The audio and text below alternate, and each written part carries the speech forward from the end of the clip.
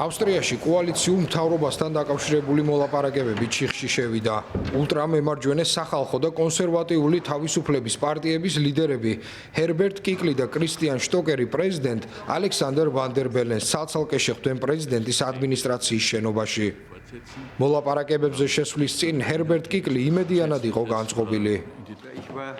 გასულ კვირას ოპტიმისტურად ვიყავი განწყობილი. ამ კვირაშიც არ დამიკარგავს იმედი. შეხედეთ ავსტრიისთვის მნიშვნელოვანი რამდევ სასწორზე. ჩვენ ვიცით, რომ ეკონომიკა ძალიან მძიმე მდგომარეობაშია. ამას გავლენა აქვს დამსაქმებლებზე, თანამშრომლებზე, უმუშევრობა იზრდება. ჩვენ დიდი გამოწვევების წინაშე ვდგავართ ენერგიის ფასებთან და ინფლაციასთან დაკავშირებით. რა თქმა უნდა, ჩვენ ასევე გვჭირდება თავშესაფრისა და მიგრაციის პოლიტიკის გადახედვა და ცვლილება. უთანხმოების მიზეზებია თავისუფლების პარტიის მიერ მოთხოვნილი თავშესაფრის უფლების შეჩერება და ევროკავშირის მიმართ კიკლის კრიტიკული დამოკიდებულება. სხვა პარტიებმა, რომლებმაც საპარლამენტო არჩევნებში მანდატები მოიპოვეს, ავსტრიის სახალხო პარტიას მოუწოდეს დაასრულონ მოლაპარაკებები თავისუფლების პარტიასთან.